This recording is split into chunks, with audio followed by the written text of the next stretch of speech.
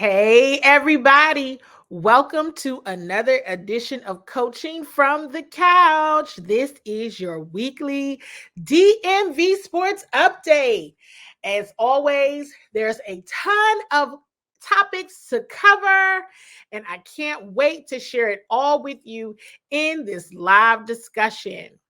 Hey, everybody, CWall here, checking in as I love to do every so often to give you the latest and greatest information on the hot topics in DMV sports. Oh, as you're trying to get on into this live discussion, make sure you're hitting that love button, dropping a hello or fire emoji in the chat so that I know that you're watching, and make sure you join on in the conversation. Couple of housekeeping items. As I've shared with you in the past, this is a live Bowie television recording. Everything we say, and do here just may be on the Tizoo, okay? Verizon Channel 11, Comcast Xfinity Channel 77, each and every single day, the Coaching from the Couch series. Now, I see folks are checking in. Hit that love button, drop the fire emoji, say hello to Mama Waller and Papa Waller, because I think he's caught on that the show is back on and the live discussion is back on, so he wants to watch. So I see that Cameron Mingo has checked in, John Adams has checked in, Theo Alexander has checked in as well. You all make sure you're hitting that love button. And oh, by the way, share this show with your DMV sports loving family and friends. We have a ton of topics to cover. We're going to get into some Mystics, Nats, Wizards, and of course the Commanders. First up, let's do the Mystics from the top of the week. Mystics fans, jump right on in the conversation. Here's the update on the Mystics. I really want to give a shout out to the Washington Mystics organization for the beautiful tribute they had to Nikki McCray over the past weekend and inducting her into the Hall of Fame. If you weren't at the game and if you haven't checked it out yet, here it is here. It's absolutely beautiful. Take a look. Legacy. Sometimes it feels like too big of a word. Too big for the moment, too big for the work being done. We're not giving up. This is our game. But legacies are small planted seeds in a garden that bear fruit we may never see. Legacy is a gift to which we are all heirs. Nikki, you are our friend, our coach, our leader, our family, our protector. You taught us how to be better, and we will. You never let us have a bad day, so we hold on. You showed us how to live fully, so we'll take every single shot, even if we don't know if they'll go in. Nikki McCray scores. You demonstrated that we can overcome and defeat every force designed against us. No matter the struggle, no matter the battle, so we'll always get back up. And did we mention your smile? Oh, that smile. A smile so infectious, so warm. One look at that smile, and we just know everything is going to be all right. Nikki, this is your gift. And your laugh, so thunderous and full of pure joy. Yes, Nikki, this is your gift. A beautiful, warm, unselfish gift. And we say thank you. Thank you for planting the seeds that will bear fruit. Thank you for standing in the gap. Thank you for being the strong woman and fighter who knows trouble won't last always. Thank you for your courage, your relentless drive. Thank you for your smile, your laugh, the words of wisdom. Thank you for this gift, for this legacy. Thank you for being Nick, always.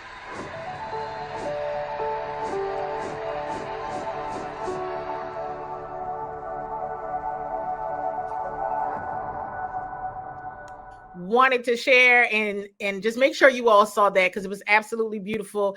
Cameron, as Cameron Mingo said in the chat, almost had him in tears. I don't think there was probably a dry eye in the building. I know my first time seeing it, absolutely my eyes were not dry.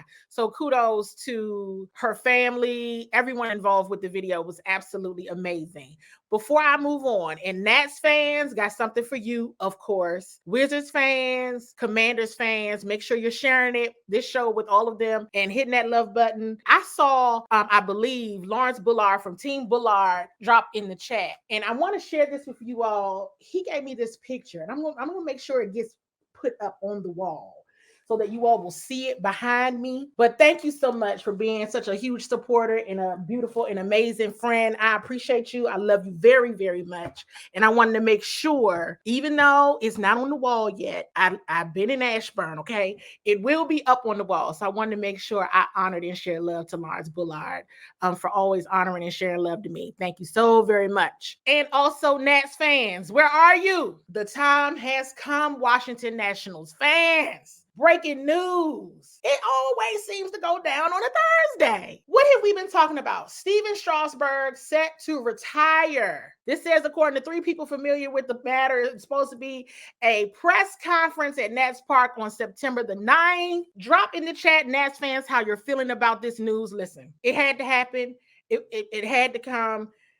At least the Washington Nationals got a World Series out of that deal. Strauss got that huge payday, and in my opinion, rightfully so, after that World Series run. But to not have him out there on the mound after, that was tough. You know, hopefully the Nats continue to win games, and this is just, you know, something behind him, but he goes down in history as a champion. And I just hope he's okay, right? This had to have been, I mean, we talk about it, you know, from a media perspective, fan perspective, but he as the athlete having to have gone through this injury with expecting so much more out of his career has to hurt, has to be troubling. It has to hurt.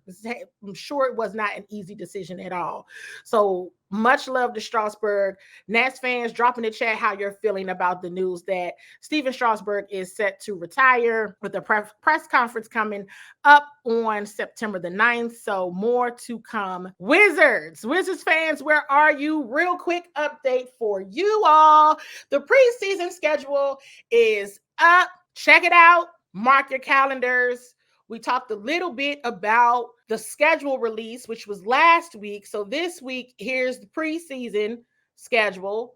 So check this out as we get closer to the season. And you see those dates are in October. So that is just when sports is like. So we probably won't talk about it much until the season. More to come there for the Wizards. I'm not going to get into the Wizards too much tonight. Washington Commanders fans, where are you? The rest of the show is dedicated to you. We have a lot to discuss. But we're going to go all into from everything, okay? We're going to start out from the top of the week, and then we're going to get to today. But first, because here's the thing that I would like to say. I feel as though whenever there's some potentially bad news, this is what we all need to do whenever there's some potential bad news or chaos going on in DMV sports. We beat it, great. Well, we're going to beat it, so there we go.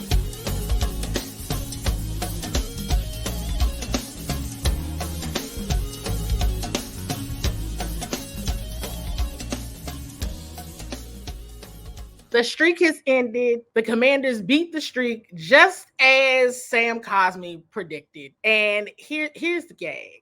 Here's why that moment made me laugh so hard. Sam Cosmi, I'm not laughing at this, but it's just funny how things happen. Sam Cosmi was furious during joint practices. There was a lot of chippiness in day 2. To hear him say, well, we're going to beat it, you know, all right. And then while another scuffle was taking place, he's over there doing the gritty like he doesn't have a worry in the world. That absolutely made me laugh almost until I cried. Okay? It was just so ironic. I'm like, Sam Cosmi has been pissed off all week long. And here he is now doing the gritty after a touchdown. But at any rate, I hope you all enjoyed that moment just as much as I did. Love button, fire emoji for Sam Cosmi doing the gritty, because who would not have loved that? But Before we get into that and get into just the overall news for the week, shout out to Bowie TV, photographer, videographer Darrell Lee Owen Sr. for pulling together the highlights for us. You all check it out here.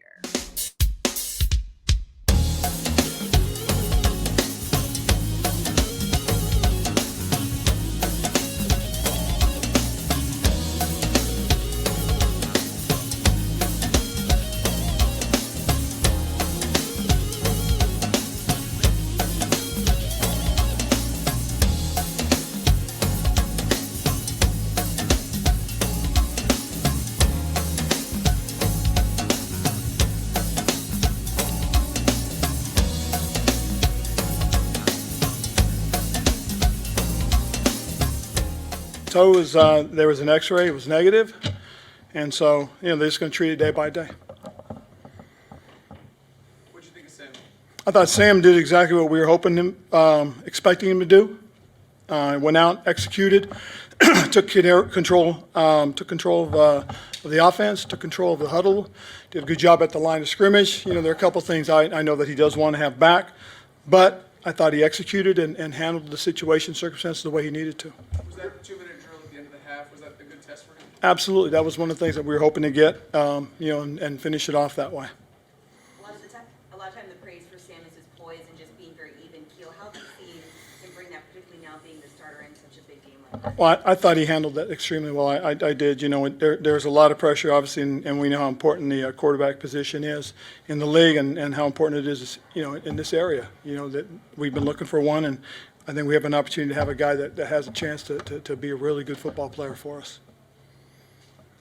Was there a sequence for him that kind of stood out for you? Gosh, I mean, there were a lot of good things that he did, a lot of situations that he handled. A couple of 3rd and longs, he threw the ball really well, made good decisions on that, was able to move around, buy some time. I thought he was really good in the 2-minute drill. So there's a lot of things, a lot of positives, a lot of pluses. Obviously, this is a preseason game, but to see Joey make a kick like that, Yep. what does that mean? Well, Joey's had a really good camp this year. He really has. He had a tremendous camp, and it kind of, expedited the decision as far as, letting Mike go. He did a great job for us, but Joey was having such a good camp and was building such good confidence out there. This is a big deal for us. What did you think of Quan, especially after the first preseason game? I think he learned from last week. I think the biggest thing more than anything else was he put himself in position to make a play, and he did it. There's a lot of things that we can be better at as a team, and I know he knows he can be better too. So, as we go through this, we're going to grow and we're going to learn from this. How much can that turnover and run back help the offense put them in plus field position? Oh, it's a really good thing. It's a huge plus, a huge positive, because you get into a position where you don't have to go 80 yards. I mean, the ball would have been on the 20, so being able to get it out past midfield, that was big. How did you think the offensive line did? I thought they were solid. They were stout. It's interesting. I was talking to Sam, and we were talking about how things went. And first thing he told me, he said, "Those 2 sacks were on me, Coach." He said, "I got to make a quicker decision. I got to get rid of the ball better." So he understands just what needs to be done. But I thought the offensive line handled it pretty well. I think they're still growing. They're still working together, and I think they're going to get better. Yeah, I thought it was all right. I think the main thing was just a lot of fun, and it was a good team win. I think we're really starting to become a team, and there's a lot of good things out there tonight. It was a lot of fun to be a part of. I just think offensively, I think we did some good things, put some good drives together. Obviously, there's some stuff to clean up, some sacks. I don't know how many sacks we had, maybe 2, I think, and they were both my fault. So I got to do a better job with that stuff. We'll clean it up, but we made some plays. A lot of guys made some plays, and we got good work out of 2-minute drill, which was successful for us. There was a lot of good that came out of tonight. Sam, on that, you talk about the sacks. First one, was it just a matter of, did you see someone you trust something, or what happened there that caused it? Yeah, it was just early in the game. I just need to relax, and I was kind of just trying to make a play and trying to do too much. But especially in that position early in the game, just be smart, get the ball out of my hands, and don't take a big loss like that. In the next play, one of the strengths of your game seems to be to get a play, move on. The next play, you hit that. You walk through that. Yeah, I think that's one thing that we do a good job of. with the guys we got is, when something goes bad, it's all about the next play, and we can do everything. Obviously, the sack was bad; it was my fault, but I knew we had another opportunity in the next play, so I tried to do everything I could to, make up for it. What you make of the 2-minute drill? Yeah, it was good. We had a lot of plays. Guys were kind of tired, so it was good to see guys push through that. And just to get the, just we do a lot of 2-minute drills in practice, but to get one in the preseason against a different opponent, and to go down there and get 7 instead of 3 was big for us. Was there anything specific you worked on those practice 2-minute drills that really showed up? Yeah, we do 2-minute a lot. That's one thing with EB. Like the first thing we install every time we start installing is 2-minute. We put a lot of focus on our 2-minute drill, and EB cares about it a lot because he says all the time, like that's where in the NFL, that's where a lot of games are won or lost. So we put a lot of focus into it, and that showed. So, want to know you all's feedback and what you all are thinking in terms of the takeaways, the overall game. Let's just jump right onto and drop any questions that you have for me in the chat as well. First of all, breathe, relax. If you're just tuning in, welcome to the Coaching from the Couch series. It's your weekly DMV Sports Update, a live Bowie television recording. I'm your host, CWall, here to give you the latest and greatest and hot topics in DMV sports. We've talked about the Mystics, the Nats, the Wizards. Now we're on to the Commanders. And the news, okay, Terry McLaurin suffered a turf toe injury. You can see it. His injury typically is a multi-week injury. Will he be ready to start the season? But it's too early to say if he will be. Monday night, and Terry is the ultimate competitor. These guys are ultimate competitors, right? Terry was pretty upset. He was upset. He did not come back out on the field with the rest of the team. We haven't seen Terry. They just got to watch it, right? And I understand that some people may not. I don't know what they show on the television version. So I don't know if you could see him walk into the locker room. I didn't know what people saw in terms of what was shown in terms of his reaction when he was dealing with the trainers and when he was walking to the locker room. Was not happy. Here's the thing. You need your feet as an athlete, right? I would not be alarmed. If Terry's not 100%, if Terry can't go, don't let him go week 1, period. Absolutely not. Just don't even do it. And we haven't seen him. As Coach Rivera shared in the press conferences, they're wanting Terry to stay off his feet. My thing is probably if Terry would have walked back out there on crutches or in a boot, people probably would have just it would have been a meltdown for no real reason, right? This is a turf toe injury. This is something that can linger. This could be multiple weeks. But listen, yes, they need Terry McLaurin, but they need a healthy Terry McLaurin. And if they don't have to put all their chips in week 1, they won't. It's better to be safe than sorry. I knew that it wasn't just like I stubbed my toe, and I could tell that just simply by his reaction to whatever was going on. The season is not, it's coming up, but I just don't think everybody should panic. If he's not 1,000%, 100%, and hey, listen, can we all be real about something? This is football. A lot of these guys got a lot of nicks going on right now. Is what it is. The positive thing is the x-rays are still showing negative. If this lingers and he's not ready for week 1, no one spiral out of control. That's what I'm here to say. That's what I want to make sure the message is. Nobody panic. It's okay. In terms of will Sam Howell get any reps on Saturday? Maybe if they come to that conclusion. Didn't sound like if they were going to come to that conclusion or not, but it sounds like Sam's not going to play. Sounds like Jacoby will play. He and Jake Fromm. All right. But they could change their mind tomorrow and say get a rep in here or there. Doesn't seem like he will, but I also don't want to stamp that because, hey, they may, but it doesn't sound like many of the starters will play. All of it is an opportunity to get more work in. So if any of the starters play, it will be minimal. And you can expect to see the second and third team out there. Terry, get well soon. We know that you will. Let's talk Sam Howell. Can I say something? I posted something on my Facebook page, and I said, Commanders fans, listen, this is the first time in decades you're starting the season off with no drama. There's no storyline to be created, not even with Terry's toe. Is it that Terry's toe does not need to become a national headline? My CWall Bowie television opinion. Okay, the energy is I've been saying this for months. It's what everybody's been wanting. It's literally, seriously. Going back to Sam Howell, examples of what you want to hear and examples of what you want to see, right? I have been trying to find a word to describe Sam Howell, and I have been sharing with you all how quickly he adjusts. He makes a mistake, but you don't see it again. And when Coach Eric Bieniemy said he autocorrects, that's real. That is so super real. And you all saw it. You all have seen it now in preseason games. He wants to get it right. He has a very short memory. I made a mistake, and he's able to say, hey, that was on me. That I held the ball a little too long. He gets it. He knows it. And he's not looking around at everybody else to point a finger. He has to be better. He knows that, and he's working on it. And he's working on it play to play. When was the last time you all saw that in a Commanders uniform?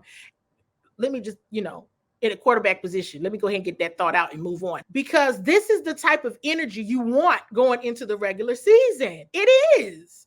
And the thing of it is, they're getting better. I'm going to get back on this offensive line. I would hope that you all have seen progress. I have. It's absolutely been progressive. Is it the best? No. But if you're able to see the auto correction in a Sam Howell and how they're continuing to move about, sure, some of the things that they're doing, yes, it might be against the second team defense or what have you, but they need that work so that they can get better. And as long as you're seeing progress, that's a good thing. It's not, oh my gosh. And that's what I've been looking at. I'm not looking for the scoreboard. Now, was it nice that they did in the Ravens streak? Absolutely. Of course it was. And I hope you all enjoyed that. Okay. Who cares if it was only the preseason? Nobody cared that it's only the preseason when they was talking about that silly streak, right? It mattered. It should matter that the Commanders ended it. It's absolutely, and it's exactly here before we close out what Lamar Bland said. They've improved from Cleveland, so it's not crazy to think they could continue to progress with more time together. Exactly. And we're not talking about the same group of people here. We're not talking about in terms of leadership and who's coaching the team. These guys are building the camaraderie. They're studying together. They're watching the film. They're auto-correcting. Why? Because their leader on the field is auto-correcting, right? They're starting to police themselves and just overall excellence and how they're carrying themselves in practice and in film rooms and when they're together all the time. This is the energy you want to see now, because it will get better. Barring any extreme injuries or anything crazy, this is where you want to see. And it's promising because this is a new group. And I'm almost about to run out of time. Quan Martin, good job, Quan. I smiled because here's the thing. When Quan got that interception, let's be for real, Quan got beat. And here's what I want to share with you all, because you've heard me say this so many times on this show, leading up even to today. One thing about this defense, the play is not over until the whistle blow.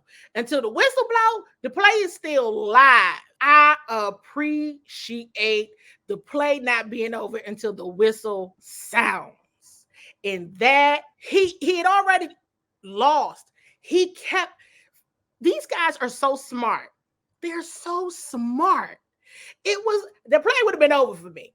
And for most people, right? For him to still keep that alive, and that is what I see from these guys. It's so invigorating to watch. Like, what? They just don't want to give up.